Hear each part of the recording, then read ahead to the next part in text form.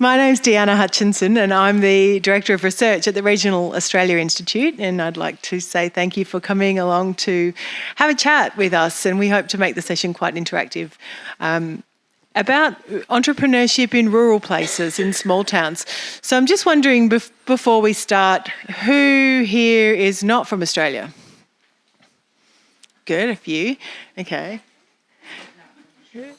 Who here is from a small town? And when I say small town, give me some numbers. How many? 14,000? How many's in Cairns? You want to be in a small town. Yes. Sorry? It's like a village, probably 150. 150, fantastic, fantastic. Yes, I currently live in Tasmania in the Midlands. We have about 3,000 in our town. So we're talking regional cities and smaller is the purpose of this conversation. So we all know that there's lots of challenges when we come into those places, and I have a wonderful panel of people here today. Now, we have loads of diversity. I know you could judge there's lots of boys and one me, but we're dealing with diversity on multiple layers today. So some international representation, got a bit of a demographic spread by other measures. So I'll just introduce everybody. So I think the key thing, we were talking earlier today, that there is a narrative about that there's no innovation and entrepreneurship in rural places. Yeah? Okay. So we say lack of resources, there's a brain drain, there's poor connectivity, the list goes on and on and on. But there's also a saying, Kim, isn't there, that necessity is the mother of invention. And so if you think about that necessity is the mother of invention, everywhere, and especially those places, that are really economically deprived, must have some kind of innovation in order to be able to move forward. So the question is, can you see it? And can you see what enables it? And can you nurture those things so that people in economically deprived places can find space to innovate and start enterprises and perhaps change some of the opportunities that are in their place? So if you think pandas are black and white bears, you won't see a red one. And the question I think for us is to think about what does that look like today? So on the panel joining us today, I have Professor David Aldridge. Hi, David. David joins us from Indiana University in the US, and any scholars in the room might recognise David as the Editor-in-Chief of Small Business Economics.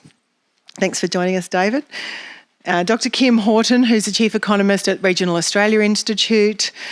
Sam Al-Maliki, who's the CEO and founder of the Regional Angel Investor Network. Adam Mastogel, who is the CEO of Van Diemen Project these days. Adam's got a few hats on, which is why I pause. And Dr. Chao Shi, who's a senior researcher also with the Regional Australia Institute. And all of these gentlemen have a different view, a different lens on entrepreneurship as it plays out in rural places. And I'd like to now invite each person one at a time to give us a bit of a picture. And I'm going to start with you, Kim. You're the Chief Economist at the Regional Australia Institute. Can you tell us a little bit about your work and share some insights about how regional Australia is changing at the moment and what you think that means for opportunities for rural entrepreneurship? Yeah, thank you. So I manage the Institute's research and policy program, and I've had about 25 years working on local and regional economic development and a lot of work on entrepreneurship about 20 odd years ago. So it's great to see some of these, where things have evolved to in this sort of regional space. I started my practical economic work in the regions, looking at how we can ways of developing smaller businesses in regional settings, and tried a whole range of things myself, and was involved in other escapades around that. So it's great to see this, the development of this of different aspects of the ecosystem, and it's been lovely hearing that word used so much over the last few years. I think over the last few days. I think the key thing for me is, regions are more than just small cities. There's different stuff. There's different sort of stuff, chemistry going on in regional places. we've known, we can see over the last couple of years, this is the research that the Institute does, that there has been a lot of movement both of people from one regional place to another in Australia. And I'm sorry, this is a very Australian-centred commentary for me. It's been a long time since I've done work overseas. But looking at, there's been a lot of movement in the nature of the people living in different parts of regional Australia over the last 2 or 3 years in particular. It does go back about 20 years. For about the last 20 years, there's been more people leaving our capital cities for our regions than going the other way. Now, that's in marked contrast to most industrialised countries that have got this urbanisation thing happening. In Australia, we actually have this de-urbanisation thing happening. You might remember, those of you who were here in sort of 2020, 2021, the population of our largest capital cities, Melbourne and Sydney, actually went down because one flow kept moving, which is the flow of people out of those cities to regional Australia. That kept running. But the inflow, which is topping up those capital cities, from overseas, that was stopped. So you stopped that inflow, the outflow continued. That outflow has been going, well, for Sydney for at least 15 years. For Melbourne, it's certainly accentuated over the last couple. So that's a long way, very long-winded way of saying our regional populations are changing and are really changing quite rapidly at the moment. We're getting a real churn in the number of people moving and where they're going to. And the key thing, I think, for us at the Institute is looking at who those people are. They are predominantly millennial age people at the moment, so people 25 to 39. They're in that prime career formation, family formation stage. They have moved in large numbers from capital cities to our regional places, and they've moved in large numbers from one regional place to another. And I think one of the real strengths at the moment is that those young folks are moving in larger numbers to more remote regional places than they have in the past. So we've had a lot of concern for many decades in Australia about the loss of actual numbers of people, let alone capability from our most remote places. One of the really nice things about the demographics over the last couple of years is those pathways are being rebuilt. We're getting new people coming to even some of our most remote places, and the capacity to turn that into a long-term, entrepreneurially based, highly community engaged and responsive local economies is really good. Thanks, Kim. And I guess what you're really suggesting is that with that movement comes certain challenges in regions, but also loads of opportunities for different kinds of entrepreneurs and solutions to some of those regional challenges. Yeah, I mean, I think it's been interesting hearing over the last couple of days. There's a lot of sort of quite high-level commentary from panels like this. I'd like to get a little bit deeper. One of the things we get hung up on is how do you build, how do you leverage that? How do you actually get that entrepreneurial spark going in our smaller regional places?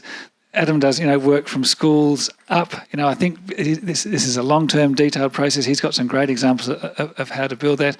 Sam's got, some really live examples about how to connect those people with capital in places which are traditionally short of capital. And so for us, it's looking at those, at the different elements of the ecosystem. But I think the key message for me, Deanna, is, there's different kinds of entrepreneurship. And I'm very pleased that we haven't had this, I haven't picked up a strong Silicon Valley type focus in this conference so far, because the kind of entrepreneurship you see in a small regional place could be like that, and we do have some standout examples, but it could not be like that. And if you think about yourself running a small business or a medium-sized business in a place like Longreach, Western Queensland, quite remote, quite isolated, we know from the research that we do that the market that business is operating in, even that local market, is changing quite significantly. Not only is your local consumer market changing, but there's a lot of pressure on you as a local goods or a service provider because the dynamics of those goods markets has changed. I mean, think about people that used to run clothing stores in small regional towns. There's very few of those anymore. That whole market has been completely changed from under you. So if you've been able to adjust and adapt your business and continue to run a clothing store in a small town in regional Australia, you have showed an enormous amount of innovation and an enormous amount of adaptation. You're not going to go global. You're not going to be a Silicon Valley type unicorn, but you've shown the same level of capability, thinking, strategizing, ability to sort of manage a diverse range of external shocks. And I think those kind of local entrepreneurs are really sort of under-recognised and under-serviced. And I think when Deanna says, if it's not red, black and white, then it can't be a panda, those are the sort of people that we need to be celebrating in our communities as well. They don't look like the classic unicorns that we see written up in the capital city papers all the time, but they are the mainstay and the long-run future actually of many of our regional communities. Thanks, Kim. And David, you and I have been speaking about this for the last week or so, that there's a real difference between the kind of innovation that moves the needle on national productivity and national growth and the kinds of innovation and entrepreneurship that might be necessary for sustainability in a rural place. And you often come back to strategy. You reminded me yesterday that, when you're a hammer, everything looks like a nail, and I'm a hammer that goes around looking for entrepreneurship as a solution. But I'm interested to know, you've got a really wide international view. Where does entrepreneurship fit in regional development strategy in rural places? What are the different approaches in play around the world? Everything I was taught when I studied, when I was a student, it was a while ago, I was with a typewriter, but everything I was taught, give simple answer, it doesn't. I mean, what drove prosperity, all the things we care about, jobs, standard of living, maybe not quite sustainability in the sense of the environment, it had to do with scale and not urban, rural, but the cities, the urban, came to where that scale was. And so what that meant is if you wanted to be part of that, you moved to where the scale was, which was going to, and it was true in Pittsburgh, it was true in Detroit, it was, it's funny, there was a song written way long ago when I was young, Do You Know the Way to San Jose? That was like a rural, no place, it's nice nature. Well, they ruined that, but that's a different point. But, it was true in Germany. If you went to the Ruhr Valley, that's where it was. Now, what happened, I think, it wasn't just, I'm a professor, so, we started studying this in the 80s. Oh, it turns out the innovation wasn't just where there was scale, it's the entrepreneurs. But it seemed more than ever, what do entrepreneurs need? Milton Friedman won a Nobel Prize for saying there's no such thing as a free lunch. That means you have to, get the bread and stuff in the middle. Well, there's no such thing as a free idea, really. You have to be around people who have ideas. That's what we've been doing right the last week. You learn from them. You're only as good as the people around. And you know what? That tells you the great sucking sound of the urban, right? There's a lot of people. There's a lot of ideas. I live in a small town. It's nice. I'm not sure we have a lot of ideas. But, so the simple answer was it's not possible. But in this, I think we're now in the era where this is reversing. And yes, it's certainly the digitalization makes a difference. It's possible to access the crucial things that entrepreneurs need. I mean, not Silicon Valley, just people in business need. Also for them to access markets digitally, to be connected in ways that weren't possible. But we know entrepreneurs need lots of different things. You get to the strategy, and I appreciate that. I'll pass it on, Deanna. One thing you learn, whether it's about individuals or students or companies or sport teams, strategy matters. Now, I come from a country, dare I say, where, of course it matters, but not for places. Places are meant to, the market takes care of that. No, that's a myth, right? Those places that go for it, Austin, Texas used to be a little backwater. It was a state capital, but, it was nothing when I was young. Now it's, what was it, keep it weird or something, right? How did that happen? The mayor of Austin, I've heard him say, he goes, he said, we needed some of those smart people here. So I went, he's got this accent, I can't do it, He said, I went to California and I asked them what they need. And they told me they need good schools and they need good universities and they need good, so I gave them what they needed and they came. I don't want to say it's that simple, but it is. If you really focus on who you want, entrepreneurs, and then ask, what do you need? And then you give it to them, they may stay, they may come. Now, there's no doubt, like beaches. I drove up the coast on the Sunday, and I live in Indiana, so I thought a beach is a beach. No. Every time you see a different beach, they're different. That's the way the entrepreneurs are. But the point is, that's the strategy of a place, to figure out what does it want to go for, who does it want to attract, who does it want to keep. And we're going to hear some examples for sure on this panel. But there's lots of success stories. Doesn't mean it's easy, but one thing for sure, if you don't have a strategy, you don't have a chance. Thank you. Thanks, David. And it's really making me think about whether or not for different entrepreneurs or different kinds of outcomes that or impact that a place might be seeking in terms of their entrepreneur-led development, that strategy might be different. Adam, you've been working in Tasmania, but also across Australia, and you've had a bit of an eye on social entrepreneurship. You've been working across schools. Can you tell us a little bit about what Van Diemen Project is about and what entrepreneurs you're working with and what success looks like? Yeah, no, that's a really great question. So I do work in schools. I've worked with over 20,000 students, primarily from regional and remote locations, to look at how they solve problems. We talk about problem solving, not entrepreneurship, because entrepreneurship is a bit of a dirty word for some young people. They don't want to start a business of 10,000 people and move away. They want to solve something that matters in their local community. So we just changed that language a little bit. You're right, I've helped with the Van Diemen Project and I run Tassie's first social impact incubator. I think some of the parts of what we do, and it's probably building off what you've just shared, David, we have, regional places have a really strong identity and a place, and that's what you then ground. I'm very clearly wearing my Tasmanian shirt. This is the brand of our state. This is what we're proud to be. And I think that means then there's a story with it. My session tomorrow, we're going to talk about it.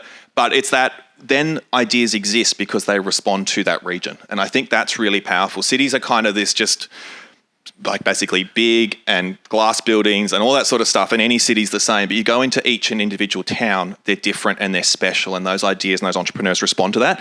What we do with the Van Diemen Project, we just find lots of people who just don't know where to go. They want to do stuff. There are people in every single place that go, I want to create something. I want to do something. Who do I go to? And they're not going to call up someone. We find one of our sort of mechanisms to work in our regional communities is to find the people that everyone else talks to. Who's the local shop owner? Who's the local cafe owner? Anything like that. When I lived in Queenstown on the west coast of Tassie, so town of 1,800 people, which most Tasmanians wouldn't even go to. But it's got a gravel football oval and a whole heap of cool things and well worth seeing. But I used to get phone calls from people that were driving into town to go, hey, we want to start something on the west coast because we think it'd be really nice. And I'd be like, why are you calling me? I'm just someone who runs their own business and that sort of stuff. No, it was because the mayor said, I don't know anything about this stuff, but you go give Adam a call, he'll tell you what to do. And that's what regional communities are really. So as the Van Diemen Project, we see ourselves going, how do we connect with those people that others talk to? And then we come alongside and go, well, we're here to help.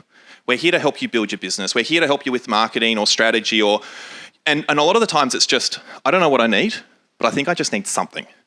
And then it's just a conversation. So we're not doing hard and fast business strategies and structure and all that sort of stuff. Often it's I'm not sure about this. Can you help me out? And that journey and that relationship and that conversation allows for something to evolve. And that's what we've been doing. I've helped about 1,000 people in the last 2.5 years, primarily long-term unemployed, new arrivals to Australia, and young people on their business startup journey because that's what they're looking for. They want that help. And then for us, success is them being confident to do it. Sometimes they start. Sometimes they realise very quickly, that's not me. And that's okay because then they can take that skill set and that ability and go somewhere else. And so for us, that's what we're really focused on. Thanks, Adam. So what you're identifying is that there's lots of pieces of the ecosystem, shall we say, that I think sometimes when we compare to Silicon Valley, we can get caught up in it being certain things, but it is connectivity, it's people who can share information, access to resources. So it is often the same things. It's just that they look different or don't look as dense, perhaps, but they can still be as effective in terms of whether or not a person chooses to start a venture and how that venture grows. And often it's the person's idea about what problem they're trying to solve that drives where they get to. Would that be a fair comment? Yeah, I think one of the things we look for, and like I look at when I'm looking at regional places, I actually look at what those connections are from a physical connection as well. What's their internet connections like? What's their road connections? Have they got airline connections as well? If we look at small regional towns, if you can fly in and out, then you can get to different markets and you can do things. And that's some of the enablers that we look at because those physical connections allow for then ideas to be shared, for people to see opportunities, what they can do. Like I live in a city that's 45-minute flight away from here. In Tassie, you think very differently, but then I can jump on a plane and I know when I meet people here in Melbourne, they are leaving home before I leave home to get to the airport because that's what Melbourne's like. But with that, that priority connection means that we can then access the world. I've got one 45-minute flight. I can travel anywhere in the world. And that's what regional communities, that's what we've got to look at. How do we do that? Because then they can access that knowledge, that strategy, that ability to do stuff and then collaborate with others to do really cool things. So what happens if they don't have that? Well, this is where we've got to look at where those connections are and advocate for it. On the West Coast, we advocated, there was the NBN rollout when it was at the time. They were actually going to rip the rollout plan out for the West Coast. It was going to be the largest place in Australia that was going to be on satellite NBN under one spot. And we fought hard. We had to teach the community. The community had to learn what that would mean. What that would mean to be on satellite connection. If you're going to have a delay longer than a copper phone call to the UK on your standard video call, that is not acceptable in regional places. If there was a data limit of 75 gig per household when the average Australian used about 100 per person, that's not acceptable for regional communities, but that's what we are allowing to happen. And so we went around and door knocked and chatted to everybody and made sure that everyone in that community understood why that was not acceptable, and we fought for it, and then that got, basically looked at a new way to solve it, and it got rolled back in. So it's that sort of stuff. I think that's where we've got to look at how do we actually empower people and connect with people so they can see that. And that's where phone rollouts and all sorts of stuff, there's really cool things that we can do. We just have to think about how do we actually advocate and prioritise those things. Otherwise, we will see some of those challenges come through. And just to pick up on, you've been working with school kids across the place, and you've talked about different kinds of entrepreneurs. What sort of businesses are these guys thinking of starting? I was in St Mary's on the east coast of Tassie. We looked at what the local challenges they have in their community. We had a group of year 5 and 6 students say that their elderly people are lonely, and so they wanted to create community events for them to be connected, and a donation portal so that people who had things could share them with the events and the people that needed them. We had a group of students that recognised that some regional towns struggle to have sporting clubs, so they were going to create, and these were all we had a technology focus around this, and this is just one of many ones that we've worked on. They looked at how do they create community sports activities. They are never going to field a team in a netball or a football competition, but they can run community sports activities every month in their place and get people to connect and to engage. I will also add that one of the teams problem solved that stubbing your toe sucks. It really hurts. We've all felt it. And so they came up with an idea of having socks with a sensor on the front of it that are vibrating proud under your heel, that if you got close to something, it would alert you. That's what kids are thinking of. But I think this is where for us, we all kind of get that's entrepreneurship. But if they went, let's be an entrepreneur, they wouldn't get that. But that's the problem-solving power that we have in regional communities. And then the part that I love, the connections that we have in our places, is that means that we can connect people really easily. Someone can just wander in down the street just to go, hey, I've heard this is on, can I help out with something? We get that in a regional place that you wouldn't get it in any other place. And then they can go, how do we keep having these conversations? How do we help? And I can see Lou's here with us, the UNE Smart Region Incubator. We did some work up in Gravesend. The students looked at the fact that their footy club and their racetrack was the only places they have family events. They're not family friendly. Come up with basically a trailer with giant Jenga, giant chess set, ball games, all that sort of stuff. We took them through the 5-day process we teach. Amazing pitch. They got funded by the New South Wales Premier to start it, and it's launching in 2 months' time. They're in year 5 and 6. That was the problem that mattered to them. So part of this is also we need to listen to what our places need. They don't need another tech business. Great if they do, but they don't just need that. So what do they actually need? What do they want to solve? That's what we say. And kids will tell you no matter what. Thanks, Adam. I love living in regional places. This stuff is so visible. Sam, it raises an interesting question in terms of the investment sense. I mean, sometimes we say that investors, David, I think you use the term family, friends and fools, are investors. But it's obviously questions on your radar in terms of what kinds of things are people investing in, who are the kinds of investors. You've been doing a lot of work building the regional angel investor network around Australia. Can you talk to me a little bit about how that's working? I mean, where are you going? Why did you start a regional angel investor network? Yeah, thanks, Dina. So we started some 3 years or so ago in Geelong, which is only about an hour away from here. And over the last 3 years, we'd invested in 21 companies, approximately $2 million in total, and it's individual members investing, so it's not as a syndicate. But much like many businesses and organisations, through the COVID period, we realised that mindsets had shifted around being able to actually access startups that were pitching their ideas through a remote platform and online. And once that shift occurred, it was easy for me to then convince the group that we could take this more broadly and take it nationally. And that was really the launching pad for taking the Geelong Angel Investor Network, which was referred to as GAIN, and turning it into RAIN, the Regional Angel Investor Network, and having a more national platform. And I agree with Adam, you've got to have a localised approach, but you've got to use the platforms that allow you to be more global.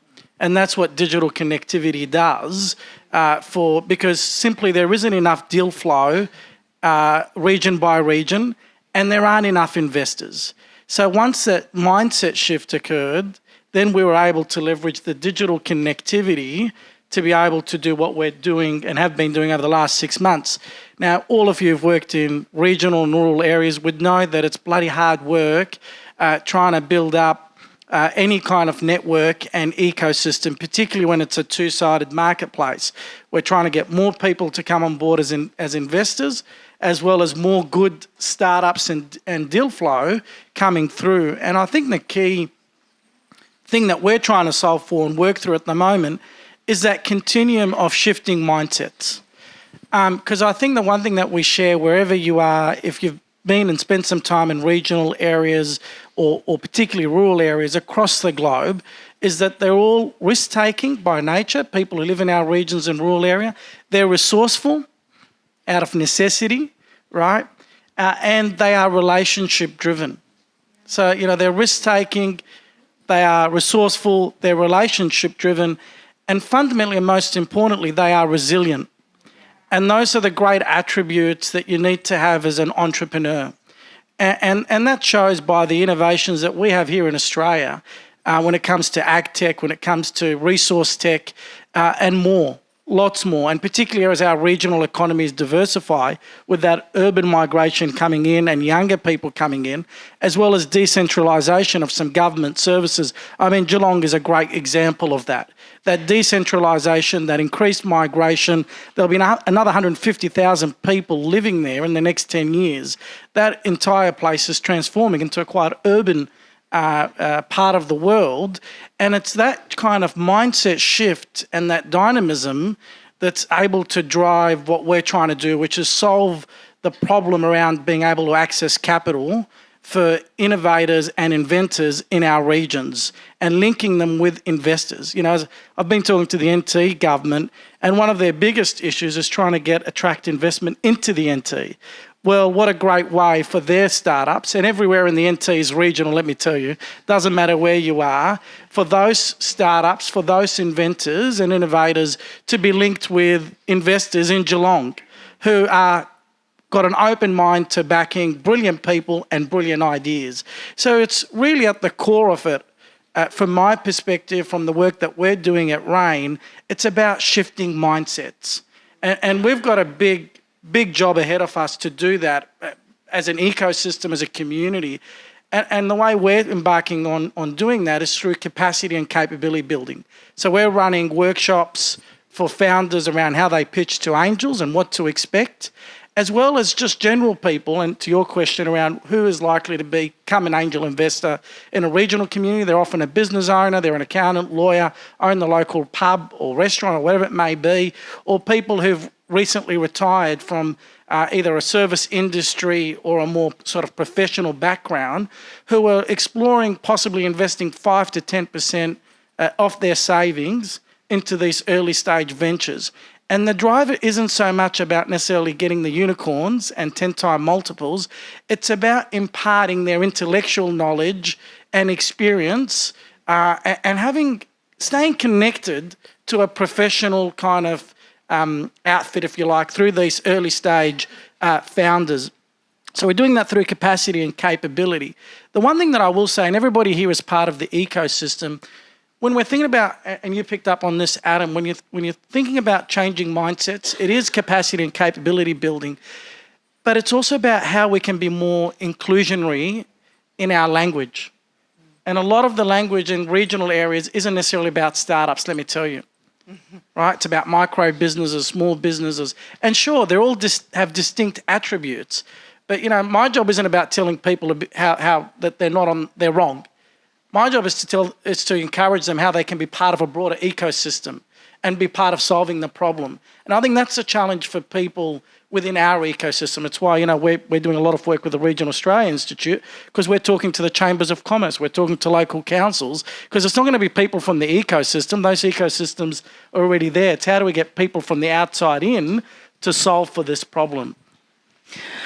Thanks, Sam. And you're really drawing attention to that need to, think outside the box a little bit more in terms of who we look at as the standard participants in the process. And I'll come to Chow on that because, Chow, you grew up in Urumqi in a fairly remote part of China, and then you came to Australia and did some interesting research looking at the role of migrant entrepreneurs. In Australia, we often tend to think about migrants, I think, as either workforce or as population. But they're an interesting stakeholder or player in the entrepreneurship space, particularly as perhaps investors or self-funded entrepreneurs, aren't they? Yeah. The work? Yeah. Okay. Oh, yes. So, yeah, actually before the meeting, Diana asked me if you have like some similarities or difference between the regional China, like my hometown Urumqi, and the regional Australia. So I think it's a difficult question because even though Urumqi is one of the most remote capital cities in China, it still has a population of over 2.5 million. Yeah, but after the listening to Adam and Sam, I think I have found one of the same point is about the relationship driven. So I think in China, remote area is quite different from the well-developed areas. So one of the key differences is the relationship. So in northern China, especially my hometown remote area, the relationship, especially the relationship with the government, is quite important to for the business development. It is if you can get some key information like a key policies change or transformation from some key leaders in the government, you're gonna get the high profit. Yeah, it's just from my knowledge. But if you live in like the developed areas in China, such as the Zhejiang economic development area in Zhejiang, I just heard about it at this moment. The market system in these regions are quite developed, and which means that the relationships, the impact of the relationships, is less important than some other areas without a developed market system. Yeah, so this is one of the similarities I can see from the remote China and the remote Australia. And another thing is just from back to my research, I think it is the difference. I just finished a project called Big Movers, mapping the regional movements from the capital cities to regions. And we found that more people are moving from capital cities to regions compared to the way around throughout the 5 years based on the census data, especially for the millennials and the overseas born population. For the millennials, the net migration, I think it's 60,000, around 60,000, and for the overseas born population is 54,000. So you can see that at least in the recent 5 years, regional Australia keep attractive towards the migrants, towards the people. But the different things happen in China, in remote China. In my hometown, is always losing population. When I was a little child, I was told that child, you have to study hard, and then you can leave your hometown. You can leave Urumqi permanently. Yeah, and then back to Australia and talking about something about my research. So before joining REI, I worked for a PhD project at University of Adelaide on the migrant entrepreneurship, specifically focusing on the business migrants. So from my key findings of my project is that the business migrants, the entrepreneurship, their behaviors are not just the individual behavior. They are not in the vacuum. They actually closely related to the surrounding backgrounds, the economic, the social settings, multi-level social settings. So, for example, my studies in my fieldwork is in Melbourne and Adelaide. So migrant entrepreneurs in the Melbourne, their behaviors, their economic activities, they are inclined towards some more capital-intensive business, and their behaviors are more diversified. But in Adelaide, people are just schooled into some place-based business, especially the wine export.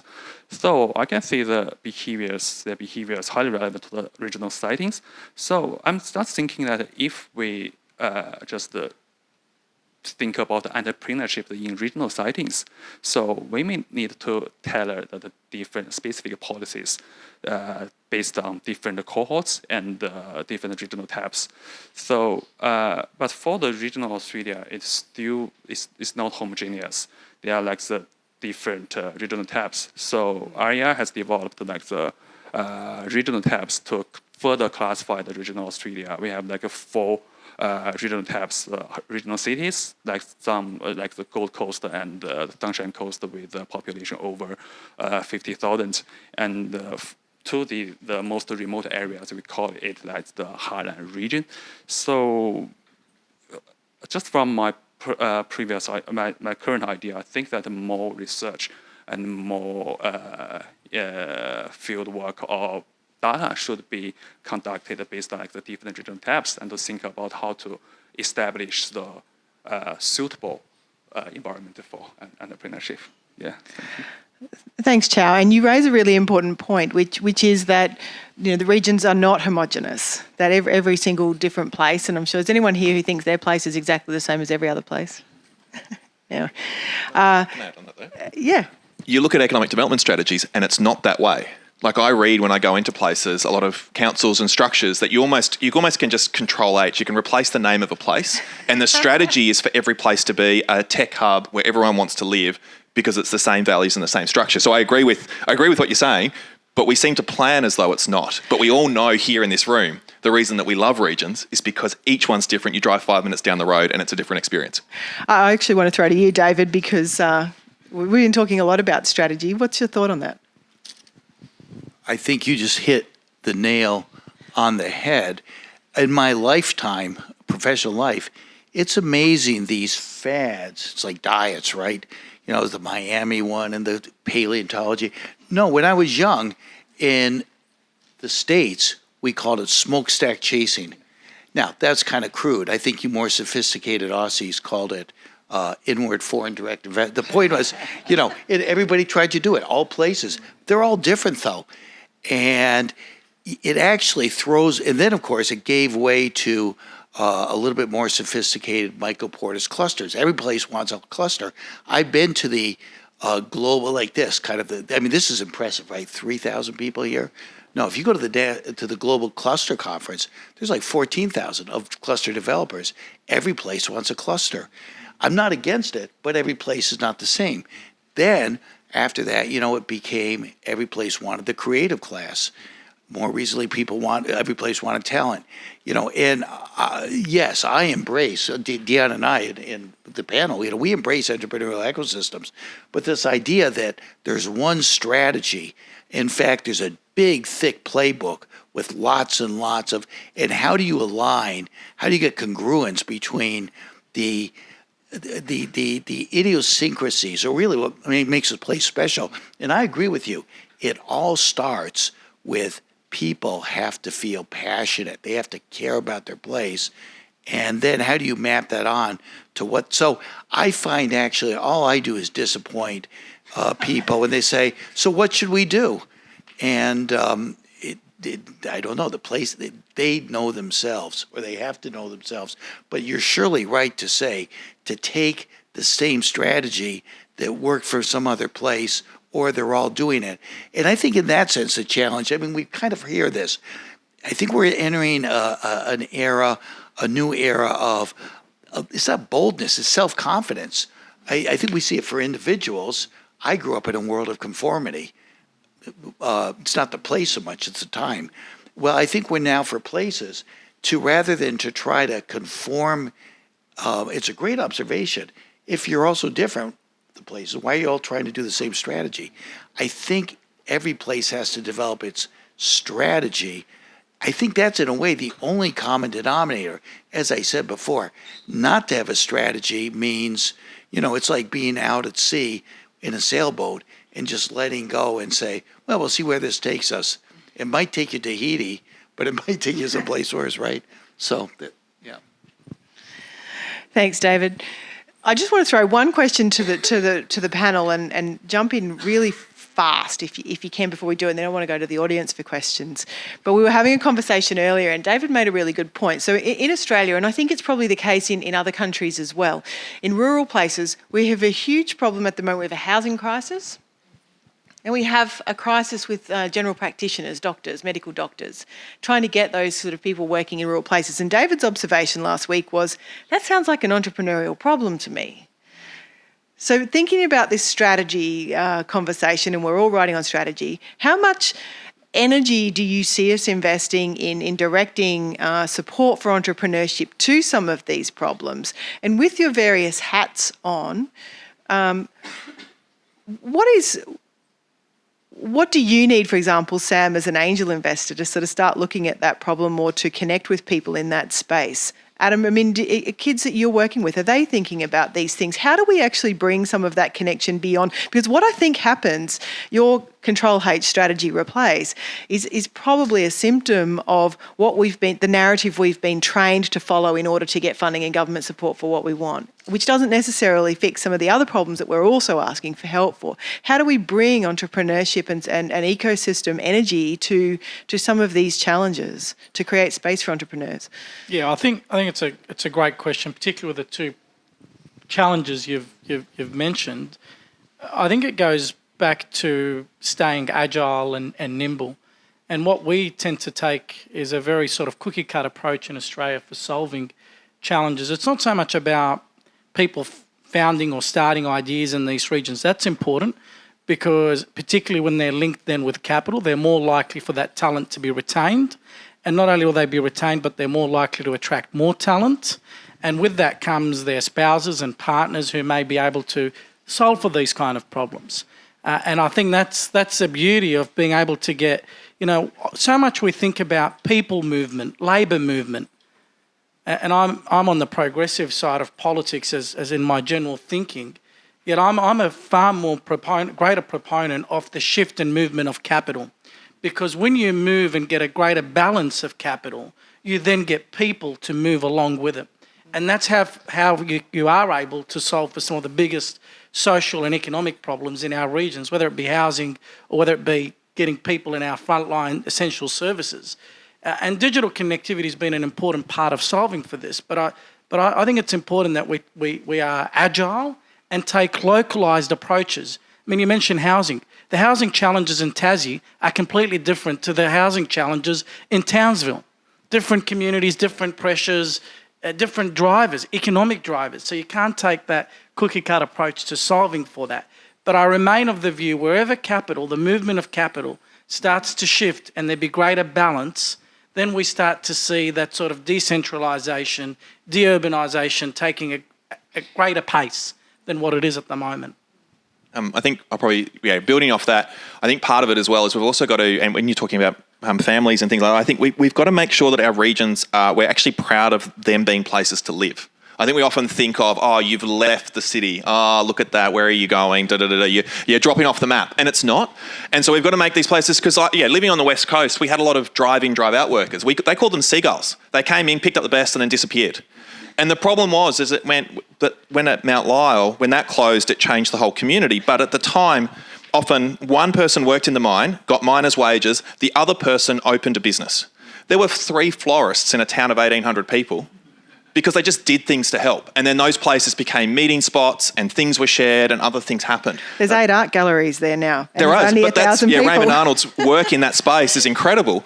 But that's the stuff that goes, where can we make places worth living? Because then the problem the West Coast has is because the education structure is not there. Every parent moves, once their kid gets to year 6, they take them out and they leave. And so the whole family disappears. So we have to make regions places to live first. And that's where, for me, some of the housing stuff comes in. And I start to sit there and I think about, well, why aren't we doing sort of higher density housing in some of our regional places? Because they're beautiful places to walk. Because we downscale houses in cities, but we stay put in regional areas. So what's that mix got to look like? And I think you're right, some of the challenges in Tassie, like Flinders Island and King Island, trying to get basically modular housing onto islands is the only way they can do it. So why aren't we doing more in that space? How do we support that and how do we accelerate that? And I think then that living standard means the medical services are used better. I had a great chance at the SEGRA, so Sustainable Economic Growth for Regional Australia conference, to present alongside these doctors, the Livingston Medical. They're specialist rural generalists. That's what they call themselves. They're not GPs. They're not just basically doing this basic stuff and then sending you back out. They can do obstetrics care. They can do a whole heap of other stuff. I dislocated my finger playing footy in Queenstown. I got it put back in. They were like, you probably need an x-ray, but the x-ray tech just drove out of town. He'll be back in a week. Do you want to wait that long? And I'm like, okay. I'll drive to the next town, played a game, rucked, punched the ball for 2 hours on that finger. Guess what? It was broken. But that's what our regional communities have. So how do we actually upskill and not pull part of the city medical system into regional places, but actually look at what's the skill set that we need that does that sort of stuff to help? Can I just come back to your question? One nice thing about your question was, I think the livability is really important, but then I think one of the nice things about your question was, how do you sort of bring that entrepreneurial lens to these two particular challenges in regional places? And I've got a couple of suggestions, one of which is a really simple one, which you all do, and that's play to your strengths. But it's often hard to see what those strengths are. Your point about the genericness of regional strategies is really good. It's very, and I don't know how many strategies I've seen that say, now, what do we have? Well, we've got great people, we've got easy parking out the front, we've got clean air, clean water. Yeah, so does every other bloody town. So, try to understand what's different about your place. There's a mob out in central West Queensland whose tagline is, go far out. And it's about, we're oddbods, right? We're out here, we're way out west of Brisbane. If you want to come here and try something different, we're the community for you because it's full of different kind of people. And that's nice, right? Because that's kind of trading on what we see as different about them, but they're kind of owning it and making a positive thing out of it. A little local thing, there's a little IT support group in Bega down the south coast of New South Wales. Classic sort of nerds do their meetups, whatever. Once a month or so, they go out, and a small group of them will go out to one of the social enterprises. It could be the hospital, it could be the aged care facility, could be country CWA, and just sit with them for about half a day and unpack their problems and see if is there a coding solution to that? Because all we do is code, right? We can't sort of solve everything, but we can code. And if you've got a problem as a social enterprise, the language is different, and so just the sheer bringing those two groups together with a bit of time to explore is a really nice way of doing something locally. And the third little example I'll give, in the Millennium Drought, which we had sort of between about 2000 and 2010, there was a heap of little, it was very pejorative, there was a heap of small business owners, small businesses popped up in regional Australia, in inland Australia, making water tanks, making these poly water tanks. Because, and these guys, and mostly men, all independently sort of realised that the market for tanks went way up during the end of the drought. The tanks are being shipped in to these remote communities. And one guy said to me, they're mostly shipping air, right? So they're putting these tanks on the back of a truck, and it's mostly the volume is air. So if we got the pellets, and if we made a little factory that enabled us to spin the pellets into the tanks in a local place, we're better off, they're better off, and you're not just shipping air from one place to another. So there's a strong history of this sort of responsiveness. So, putting the housing problem on the table, putting the aged care problem on the table, or putting other sort of learning problems on the table, people will respond because regional people are very creative and quite skilled at sort of closing some of the gaps that will allow them to take the thing from idea to sort of actuality, I think. Kim, I agree. I mean, regional people are creative for sure and have solutions. But one thing they're not necessarily is trained. And it really strikes me. I think part of the frustration is that the people who get the training, the best of knowledge, and what is this thing all about? Innovation, entrepreneurship. You know where it is? It's in business schools. Yes, I know we do it also at the lower level. But what this means is in the broader ecosystem, in governments, nonprofits, in the community, we're saying this thing really matters, but shoot from the hip. I don't want to fly an airplane where the pilot's where she's shooting from the hip. I want somebody who's trained. And I think the problem is I think that's a lot of the frustration.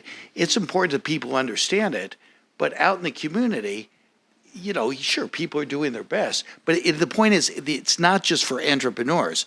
And that's where a lot of the education, the training, the whole focus, I think, and I don't think this is any specific to regions, cities, or countries. But if something's important, you have to go after it, and you have to make sure people are educated and trained. Thank you. Any questions from the audience? Yes. I'd just like to go with that comment you just said. It's also about there's people in regional places that don't, they're very good at practical solving problems, but they're not so great on the aspirational, higher thinking, and they don't have the language. So they do it, but they can't quite elevate to that next level because they don't know what they don't know. And I think that's a big challenge about how do you invest, train, collaborate with the people in local areas to get them thinking to that next level. Yeah, and I think that's very true in terms of shifting mindsets, right? The biggest challenge we have isn't so much the willingness to be able to solve for these problems. And I think regional people are very adept at sort of being able to take on challenges. It's how you can shift mindsets, and particularly when we're thinking about investment into solving those kind of real world problems and accelerating the adoption of innovations in regional areas, it's really about changing mindsets. And changing mindsets takes time, and it's long-term thinking, and it's long-term planning. But the greatest inhibitor, the greatest barrier that regional and rural areas, irrespective in whatever context across our country and probably elsewhere, is one of a mindset and being more open-minded to exactly what you said, to thinking, extending one's thinking and aspirations to that higher level and more broader level. I think, sorry, I'll just jump in. I think one of the, I often go around looking and thinking, is there an ecosystem in this place? And can you see it, and how can you see it? And what are the indicators that there's something happening here to change the entrepreneurial culture? And one of the things that is not generally in the literature, David, I don't think, but I notice is important is your point. Are there training programs for entrepreneurs? Are there incubation programs? Are there curated programs for teaching people that skill set? And those things might be in place, and they might be remote, virtual, digital. I'm thinking about Heather was speaking in an earlier session about small cities. There's a couple of Australian incubators around that are doing it online. But it's not just, business schools are important, but there's also private providers who fill that niche, I think, as well. I agree completely, but it's also about people believing and signing up to do it. It's all very well to say... So there's a confidence piece as Yeah. well. But I think yes. But you're right, and that's probably where some of the stuff that we do with the Van Diemen project is, what do you need right now? What can we help you with? What's your current barrier? What's your current challenge? And then we can start to come alongside the journey with you and start to go, okay, so now we're starting to look up how can we keep going with you on that. One of our things that we're really focused on, and it's probably one of the things that we sort of challenge around that I guess what business schools are doing, is that all of our stuff, like Tasmania has a literacy challenge in our state. And so all of our resources that we've designed and developed are for 10-year-olds. Because I think a lot of the business stuff, it seems to be you have to have a master's degree to be able to run a business, and it shouldn't be the case. I have a colour-coded profit and loss, green for money coming in, red for money going out. It makes it really easy to understand. But it's that sort of stuff. How do we actually make this stuff... John Maxwell uses the term putting the cookie jar on the lowest possible shelf. That's what we need to do with some of these things so that we can make that. But then how do we have someone that I can trust, I can access what I need now, and then can support me to find those pathways? And we've got to put those in places. But you're not going to sign up for a 3-year course if you're just going, hey, I don't even know what I'm doing. But it's about what can I do now with you, and then how do I be on the journey so that in 4 years' time, when you do pick up the phone, I just had someone this week. I saw you 4 years ago. My job active provider made me come and see you because they said you just need to talk to someone, and so they came and talked to me. And then he's just called me up and he said, you know that thing we talked about 3 years ago? I'm ready to go now. And now we're doing it. And that's the sort of, I think that's what we've got to look at. How do we help and be present and be there? And then we can build the pathways together. Thanks, Adam. Yes? Can I just add to this question, which I think is a fascinating conversation? I'm a city slicker, but I'm on the board of the Australia Centre for Rural Entrepreneurship. So I have a commitment to my region, and not in a perspective of I know more, like not at all. So that's what I've found missing in this conversation, that there's a little bit of rural versus city, when I actually think if we work together, not one telling the other, etc. But what I wanted to add to this, there's this fascinating data, I don't know in the US, but in Australia, over 40% of our CEO leaders on our Australian Stock Exchange are from regional and rural Australia. And so there is something in the psyche and strength of our regional people that it might not be in a traditional, maybe, schools or TAFE or universities, but this is me trying to, and I'm hoping I'm saying it respectfully, there's already something that is there that we as city people also need to amplify, but it's there. So do you have any insights in how we can unlock that even more? Because obviously there's magic, there's something in that space. David, I think you said it really nicely a couple of days ago. We're in an age of the narrative. Was that your? Yeah, it's interesting because Kim and I are economists, and we've spent our whole lives trying to get, what do we call it, evidence-based policy, and be careful what you wish for, right? And in fact, it seems like what wins the hearts, the minds, and therefore it changes the mindsets. I mean, you can see it in politics, you can see it. It's the narrative. So when there's a narrative, and I think this is important, it's the narrative that wins the minds and hearts and gets people to, it's clear for young people, at least up to now, the millennials, the narrative is go to cities. I find this all over Europe, all over the developed world. Go to cities. If you get left behind, it's almost a stigma. It's possible to change that narrative. Narratives, all kinds of narratives in my lifetime have changed. So right there, you've got an interesting narrative.